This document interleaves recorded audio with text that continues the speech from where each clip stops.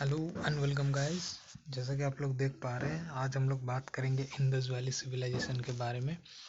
तो ये मेरा एक छोटा सा सीरीज़ स्टार्ट करा है मैंने कि डेली रिवीजन रहेगी यहाँ पे, मतलब पूरा प्रोटो हिस्ट्री से लेकर मॉडर्न हिस्ट्री तक हम लोग इम्पोर्टेंट पॉइंट्स के रिगार्डिंग डिस्कशन करेंगे, जो कि इम्पोर्टेंट्स होंगे आपके एसएससी के एग्ज़ाम्स और ये स्टेट के एग्ज़ाम्स जो भी अपकमिंग एग्ज़ाम्स होंगे उनके रिगार्डिंग एक क्विक रिवीजन सीरीज़ रहेगा। ठीक है, इसमें जस्ट इम्पोर्टेंट पॉइंट्स के बारे में बात करेंगे। तो आप लोग जल्दी से जल्दी चैनल को सब्सक्राइब कर लीजिए ताकि आपको रोज़ ऐसी वीडियोस की नोटिफिकेशन मिलती रहे। तो चलिए बिना टाइम न वेस्ट किए शुरू करते हैं इस वीडियो को। ठीक है तो देखो, इंडस वैली सिविलाइजेशन जो है, इसी को हम लोग हड़प्पा सभ्यता भी कहते हैं। ठीक है, इसी को हड़प्पा सभ्यता कहते हैं। अब देखो, इसका अगर कोई टाइम पीरियड आपसे पूछेगा, ठीक है, तो टाइम पीरियड में आप लोग बताइएगा 2500 बीसी से लेके 1700 बीसी तक। ठीक है, 2500 बीसी से लेके 1700 बीसी तक। और इसकी जो एरिया है ये कितने कहाँ कहाँ फैला हुआ है। ठीक है, तो इसको हम लोग देखो ऐसे फैला हुआ है, ये आपका राजस्थान में, पंजाब में, हरियाणा और उत्तर प्रदेश में।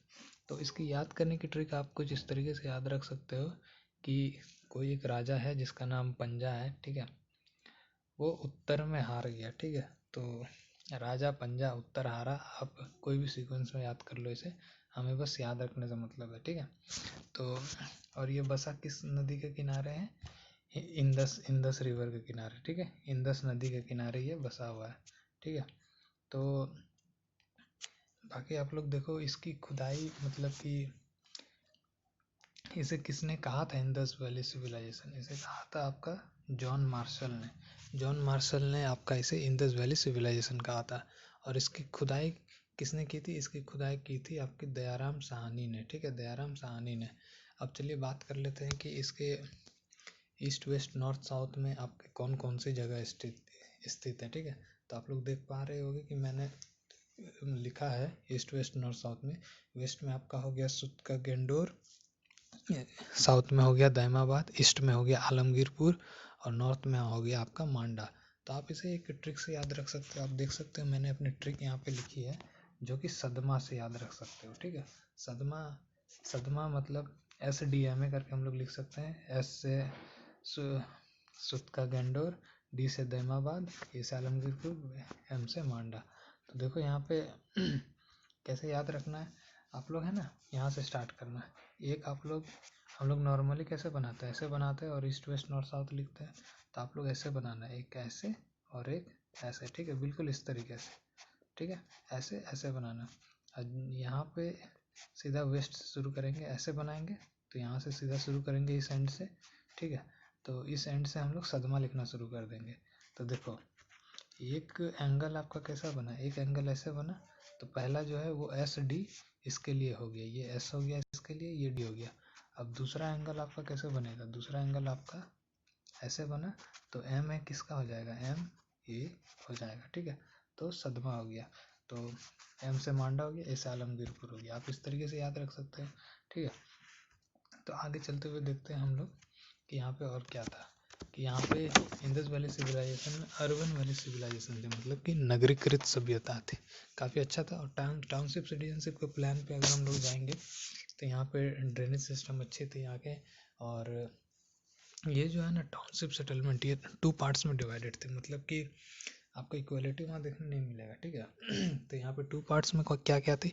एक वेस्टर्न थी और एक ईस्टर्न थी। तो वेस्टर्न में आप लोग ऐसे याद रख सकते हो, टाउन्स में 2 पार्ट्स में आप लोग देख सकते हो PDF में यहाँ पे। तो W से क्या होता है? वेस्टर्न। और W फॉर वेल्दी भी होता है। वेल्दी मतलब क्या होता है? अमीर। तो ये लोग वेस्टर्न वाले पोर्शन में रहते थे, और बाकी आप लोग समझ सकते हो ईस्टर्न वाले पोर्शन में गरीब गरीब लोग, छोटे लोग, उस समय जैसा किया जाता था, कम हाइट के लोग, इस तरीके से। ठीक है, तो ये होता था। और वहाँ पे चलिए बात करते हैं मेजर सिटीज़ के बारे में। यहाँ पे आप लोग यहाँ पे देख सकते हो PDF में मेजर सिटीज़ में। ठीक है, तो मेजर सिटीज़ में यहाँ पे मेनली आपका 6 मेजर सिटीज़ थी। तो आप लोग याद रखना, यहाँ पे आपका क्या कहते हैं, आप लोग यहाँ पे मेनली ये 2 जरूर से जरूर याद रखना। ठीक है, एक मोहनजोदाड़ो और एक हड़प्पा। ठीक है, तो इसमें क्या होता है, मोहनजोदाड़ो और हड़प्पा इसलिए क्योंकि क्वेश्चन इन्हीं से बन जाते हैं, ठीक है। देखो पहले तो पूछ देगा कि आपका ग्रेट बाथ कहाँ पाया गया, तो मतलब वो स्नानघर, ठीक है, स्नानागार, तो वो आपका पाया गया था मोहनजोदाड़ो में, ठीक है। मोहनजोदाड़ो में आपका ग्रेट बाथ पाया गया था, ठीक है। और देखो पाया तो दोनों जगह गया था, मतलब स्नानागार दोनों में पाया गया था, लेकिन बड़ा वाला आपका मोहनजोदाड़ो में पाया गया था, ठीक है। उसमें कुछ सीढ़ी टाइप की बनी हुई थी उसमें, और बोला जाता है कि वो रिलीजियस पर्पस के लिए यूज़ होता था, ठीक है। और देखो हड़प्पा में आपका मिला था अन्न का कोठार, मतलब store house, cold storage type का वहाँ पे मिला था, सबसे बड़ी बिल्डिंग हुआ करती थी, ठीक है। तो और बाकी के बाकी सिटीज़ आपके क्या क्या हैं, बाकी सिटीज़ है आपके यहाँ पे गदवारी विला, धौलावीरा, ठीक है। उसके बाद एक है राखीगढ़ी और कालीबंगा। कालीबंगा से भी क्वेश्चन बनते हैं। एक क्वेश्चन यहाँ पे कालीबंगा से ये बनता है कि कालीबंगा कहाँ है, तो कालीबंगा आपका राजस्थान में है, और वहाँ पे क्या मिले थे, ठीक है। तो कालीबंगा में आपके मिले थे जोते हुए खेतों के अवशेष, तो वहाँ से पता लगाया गया था कि उस समय आपकी खेत जुताई होती थी, ठीक है। और आगे बढ़ते हैं, आगे बढ़ते हुए हम देखते हैं यहाँ पे एक था आपका चुनहुदड़ो, ठीक है। चुनहुदड़ो एक ऐसा शहर था वहाँ पे, सिटी जिसकी कोई सीमाएं नहीं थी, मतलब कि वहाँ बाउंड्री नहीं थी, ठीक है। ये हो गया चुनहुदड़ो की कहानी। अब चलते हैं आपका कि वहाँ पे फसल कौन कौन सी उगाई जाती थी उस टाइम पे। तो फसल आपकी उगाई जाती थी, आप लोग देख सकते हो यहाँ पे वीट, राइस, पी यानी मटर, कॉटन, कपास, और यहाँ जौ की फसल उगाई जाती थी, ठीक है। और एक क्वेश्चन फिर आपका बन जाएगा लोथल और रंगपुर कहाँ है और इनकी क्या विशेषता है, ठीक है। तो लोथल और रंगपुर आपका गुजरात में मिला था, गुजरात में है, ठीक है, उस टाइम पे गुजरात में थी। और वहाँ पे धान की भूसी के अवशेष मिले हैं, साक्ष्य मिले हैं, सबूत मिले हैं, ठीक है। और अगर आपको पूछ दे बीड्स इंडस्ट्री तो भी आप वहीं पे मारोगे, ठीक है। कहाँ पे, लोथल एंड रंगपुर पे, कहाँ पे, गुजरात में, ठीक है। और एक आपका क्वेश्चन यहाँ पे पूछता है कि जो आपके घोड़े होते हैं ना, उनके हड्डियों के अवशेष कहाँ मिले थे, तो वो आप बोलोगे सुरकोटदा पे, ठीक है। देखो यहाँ पे PDF में मैंने लिख रखा है सुरकोटदा पे, ठीक है। और एक वहाँ से पता चला है कि वो लोग जो है ना कुब्बड़ वाली सांड की पूजा करते थे, ठीक है।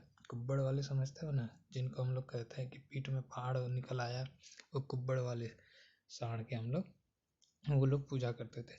और एक वर्ड देखो यहाँ यूज़ हुआ है मेहुला का, ठीक है। मेहुला वर्ड जो यूज़ हुआ है वो तुम्हारा हड़प्पा सभ्यता के लिए यूज़ किया गया है, सॉरी हड़प्पा के लिए यूज़ किया गया है, हड़प्पा सिटी के लिए। और ये किसके द्वारा यूज़ किया गया था, मेसोपोटामिया का किंग जो राजा था सरगांव द्वारा यूज़ किया गया था।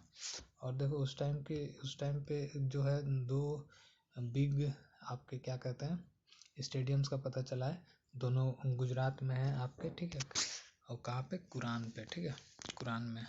और उस समय कॉइन्स की शेप क्या होती थी, कॉइन्स की शेप आपकी एक स्क्वायर होती थी, एक रेक्टेंगल होती थी, और उस पर मोस्टली जो वो किसके स्टैम्प रहते थे, लेडीज़ के रहते थे, ठीक है। वहाँ पे मोस्टली आपके देवियों के रहते थे, ठीक है। तो उस समय से पता चलता ये है कि आपकी उस समय जो वुमेन्स की स्थिति थी वो अच्छी थी, ठीक है। मतलब कि अच्छा उनको पुरुष के मुकाबले बोल सकते हो अच्छी इज्जत मिलती थी, ठीक है। ऐसा था, नहीं तो हम लोग क्या सुनते आते थे, पुरुष प्रधान पुरुष, ठीक है। और बाकी उस समय एक फेमस मूर्ति मिला था, ठीक है, जो कि एक डांसर की मूर्ति है, डांसिंग पोज वाली मूर्ति मिली थी, जो कि टेराकोटा से बना हुआ है। टेराकोटा बेसिकली उसे कहते हैं जो हम लोग मिट्टी की मूर्ति बनाते हैं क्ले की, तो उसे जब हम लोग आग में जलाते हैं तो वो और हार्ड हो जाती है, तो उसी को हम लोग बेसिकली टेराकोटा बोल देते हैं, ठीक है। तो उसकी मूर्ति मिली थी, उसकी विशेषता की थी वो डांसिंग पोज में थी, और वो बिना कपड़े की थी, मतलब कि न्यूड थी, ठीक है। और पहन क्या रहा था उसने, सिर्फ उसे पहना था मूर्ति में सिर्फ एक हार, नेकलेस, ठीक है। तो ये सारे थे इम्पोर्टेंट पॉइंट्स मेरे हिसाब से for the Indus valley civilisation. तो आई होप गाइस आपको ये सेशन अच्छी लगी होगी। तो for the next videos kindly like share and subscribe the channel so that आपको नोटिफिकेशन मिल जाए। Till then take care and bye bye, thank you.